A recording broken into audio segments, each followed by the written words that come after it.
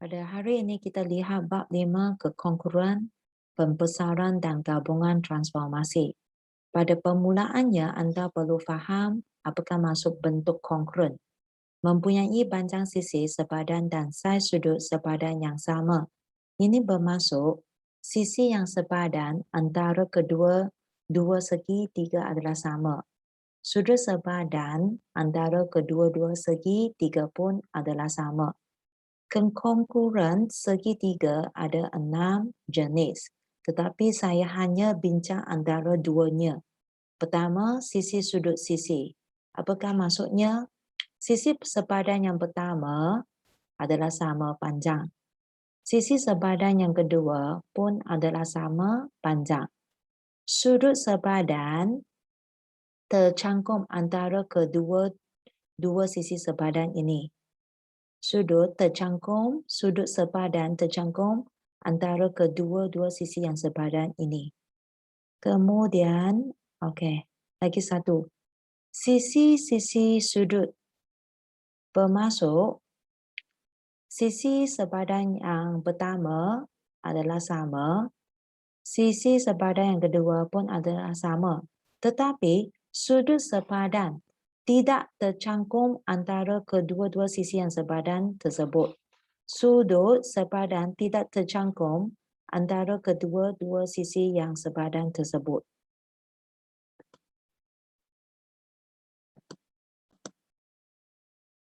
Kita lihat latihannya 5.1.1 membezakan antara bentuk kongruen dan bukan berdasarkan sisi dan sudut. Latihan kendiri 5.1M muka surat 126. Soalan 1. Tentukan pasangan kongruen dalam belajar di bawah. Soalan tahap 2, soalan pemahaman. Okey. Kita ada dua pasangan saja. Pasangan yang pertama ialah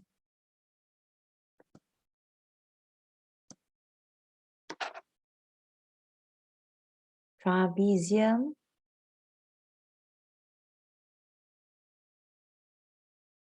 A dengan trapezium F.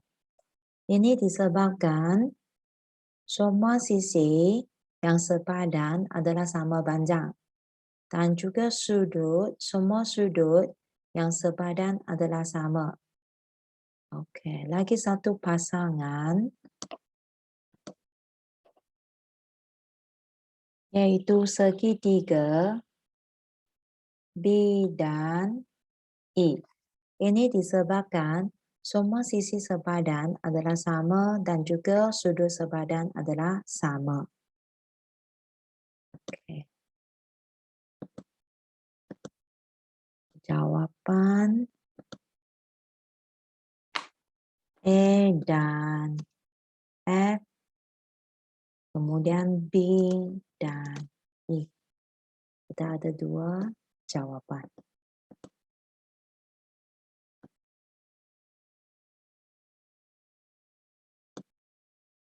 Okey. 5.1.2 membuat dan menentusakan konjektur terhadap kekongruan segitiga berdasarkan sisi dan sudut.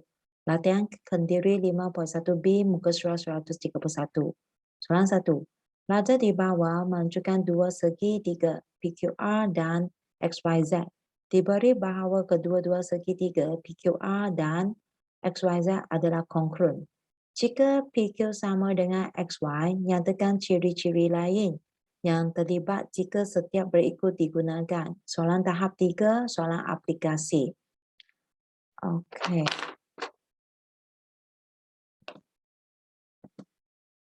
Soalan kata PQ dan XY adalah sepadan dan sama panjang.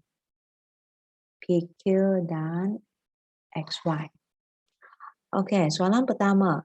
Sisi sudut sisi. Sisi yang sepadan pertama sudah ada. Kemudian kita cari sisi sepadan yang kedua, iaitu QR dengan YZ. Okey, kemudian sudut sepadan mesti tercangkum antara kedua-dua sisi yang sepadan ini. Okey, ini merupakan sudutnya. Okey, sudut yang sepadan mesti tercangkum antara kedua-dua sisi yang sepadan tersebut. Dengan ini, jawapan. Sisi yang sepadan yang kedua ialah QR dengan YZ. Kemudian, sudut yang sepadan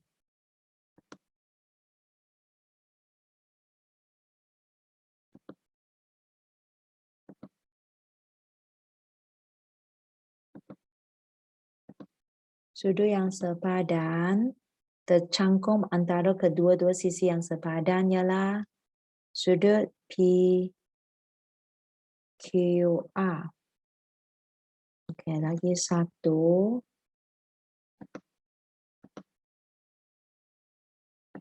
Sudut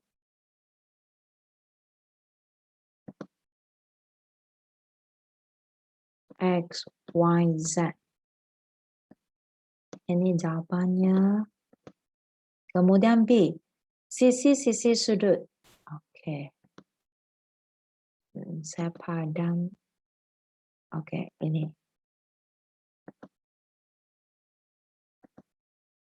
Sisi-sisi sudut bermaksud sisi sepadan yang pertama, kemudian sisi sepadan yang kedua, tetapi sudut tidak boleh tercangkum antara kedua-dua sisi yang sepadan.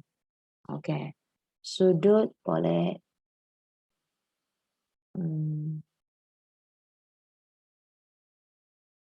di sini. So yang sepadan adalah di situ.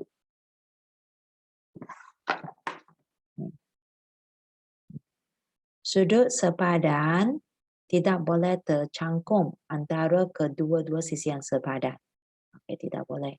Dengan ini, jawapan. Okey. Sisi sepadan yang kedua, QR sama dengan YZ. QR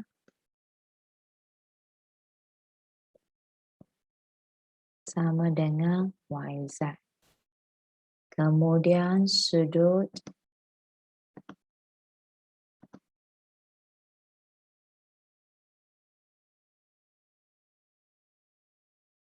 QRP sama dengan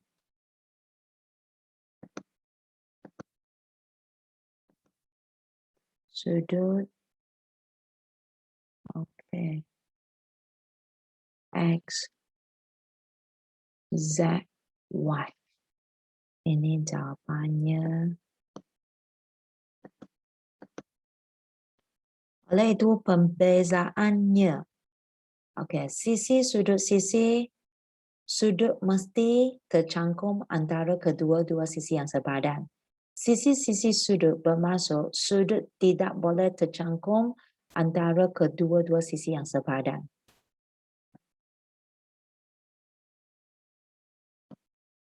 (5.1.3) menyelesaikan masalah yang melibatkan kekongkuran. Latihan kenduri 5.1C muka surat 133. Soalan 1.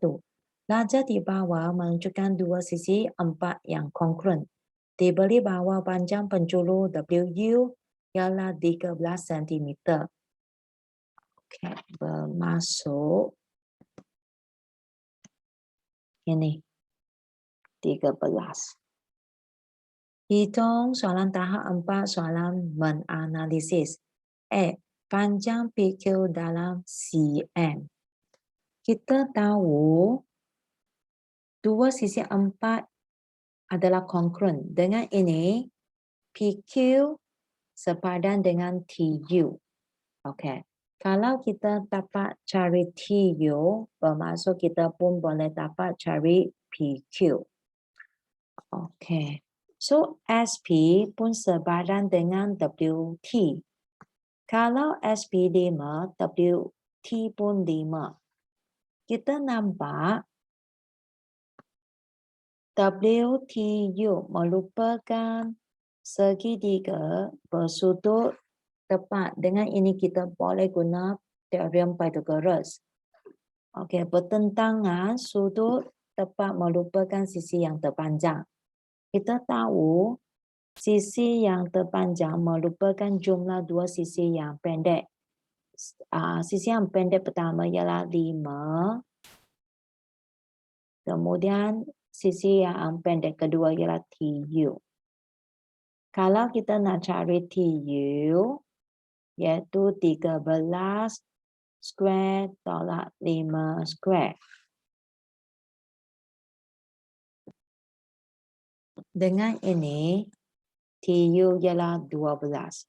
PQ pun 12. Okey. Kemudian sudut SRQ. Kita tahu ini merupakan sisi 4. Jumlah sudut dalam sisi 4 ialah 360. Kemudian tolak sini 105. Tolak sini 90. Dan tolak situ. Situ pun 68 kerana sudut yang sepadan. 68. Dengan ini kita dapat 97. Ini merupakan jawapannya.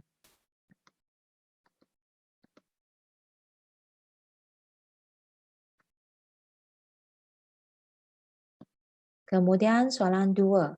Musudin membahagikan tanahnya yang berbentuk segi 4 tepat kepada dua bahagian yang kongruent seperti ditunjukkan dalam raja di sebelah. Hitung perimeter dalam meter bagi setiap bahagian tanah. Ini bermaksud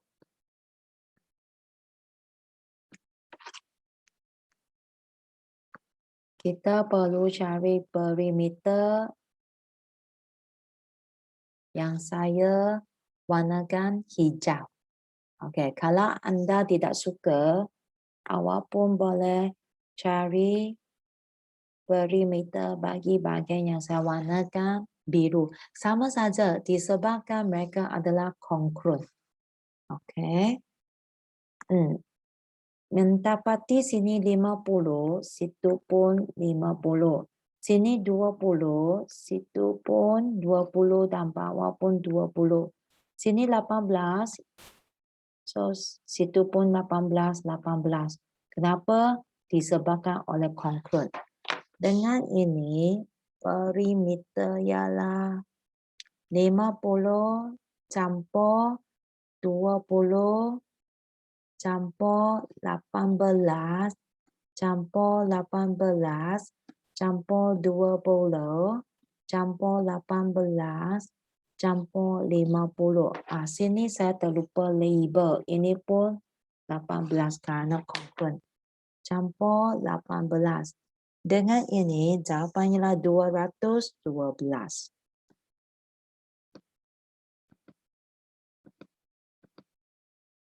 Soalan B. Luas dalam meter persegi bagi setiap bahagian tanah. Okey. Ini bagaimana kita buat?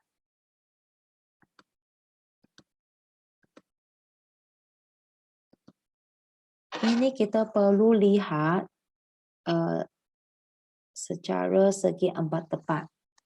Okey, kalau luas segi 4 tepat, kita perlu guna panjang. Panjang ialah 20 campur 50 campur 20 iaitu 90.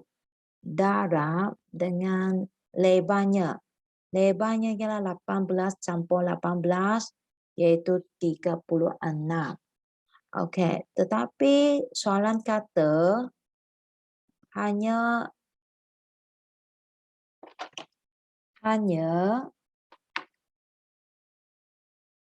setiap bahagian saja. Dengan ini saya perlu bahagi dengan 2.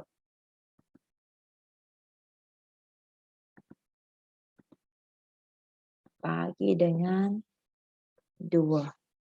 Okey, dengan ini jawabannya lah 1620. Ini jawapan. Okey, itu saja